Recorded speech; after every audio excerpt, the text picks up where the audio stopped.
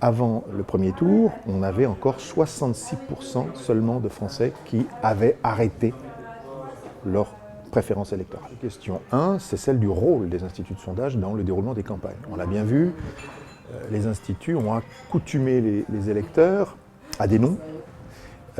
Et cette situation s'est traduite, ce qui ne s'était jamais vu, là aussi caractère inédit de cette campagne, par des débats organisés à la télévision avant le premier tour, qui ne réunissaient que les 5 pressentis par les instituts. Je crois que c'est une question qui va rester et à laquelle il va bien falloir apporter des éléments de réponse législatifs. Tout de même, un gros tiers des Français étaient plongés dans une indécision quasi structurelle. Ils ne parvenaient pas, au fond, à trancher. C'est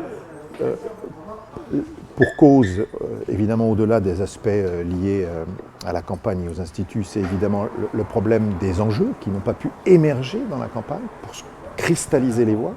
On n'a pas vu 2, 3 grands thèmes qui venaient comme ça donner des lignes de force au débat entre les candidats. Ça, c'est un premier point. On a eu le sentiment aussi que les électorats étaient tiraillés entre vote de conviction et vote utile, ne sachant pas exactement sur quel pied danser, craignant ce que certains instituts présentaient comme une menace, et en même temps eux-mêmes s'interrogeant sur la bonne position à adopter. Bref, l'indécision a été la caractéristique majeure, et pratiquement jusqu'au dernier moment, on s'est demandé, mais au fond, qu'allaient faire les électeurs ?